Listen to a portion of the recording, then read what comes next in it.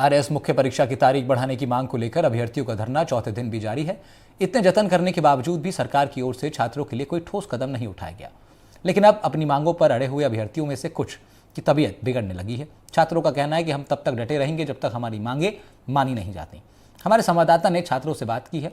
अभ्यर्थियों ने क्या कुछ कहा है, सुनवाते हैं। आरएस की मुख्य परीक्षा की तारीख बढ़ाने की मांग लगातार तेज होती जा रही है।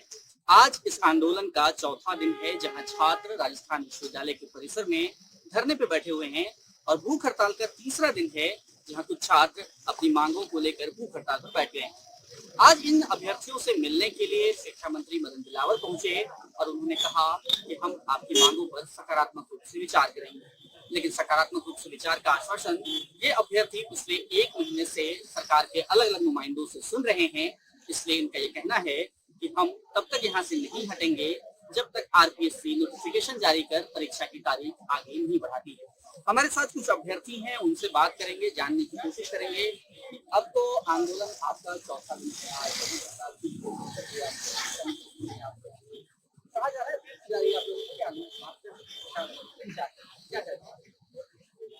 देखो सर, हम कोई आंदोलनकारी तो है नहीं।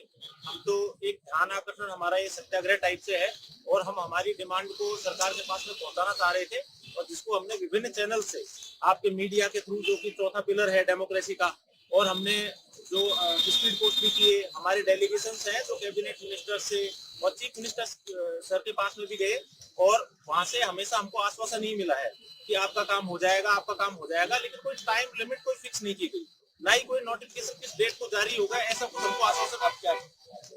अभी हमारी स्ट्रेटजी यही रहेगी सर कि हमारी स्ट्रेटजी अभी यही रहेगी कि हम हमारी जो मांग है उसको इसी तरीके से, साधारण तरीके से हम इस तरीके से जारी रखेंगे।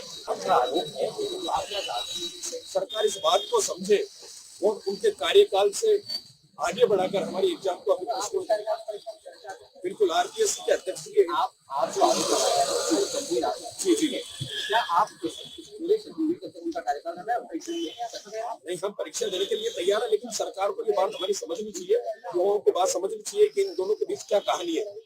रिटायरमेंट से पहले और इस आरोप के जो उनकी जवाब ये रिटायरमेंट से पहले बड़ा ये जो आरोप लगा रहे हैं सबका अपनी अपनी ओपिनियन है सर। यहाँ पे विद्यार्थी कोई संगठित रूप से उस तरीके से नहीं अवेलेबल है कि हमने पहले से कोई मंत्रणा करके उस तरीके से कोई एक हुए हैं। हमारी कॉमन डिमांड है सर, हम आरएस मुख्य परीक्षा के विद्यार्थी हैं, अपना अपना ओपिनियन हो सकता है आरपीएससी के बारे में, सरकार के बारे में। आप वो अपनी ओपिनियन रखेगा सर। तो मेरी ओपिनियन तो ये है कि हम तो एग्जाम देंगे, हम फेल हो जाएंगे और क्या होगा, जो भी छोटी मोटी हमारी तैयारी होगी, हमारी तैयारी हैम्पर हो चुकी है already. We are out of the competition, क्योंकि 90 days completely insufficient thing, क्योंकि covering the more than 20 subjects within the 90 days is a completely impossible task. Anyone who is a bureaucrat already in the Rajasthan, it takes the challenge to prepare for the same examination from a very fresh way that is completely indomitable and the impossible task to be done by anyone else.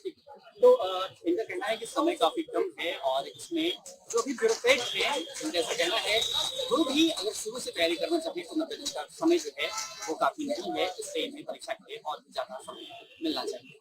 Camera person के साथ सोमू आनंद, NDTV।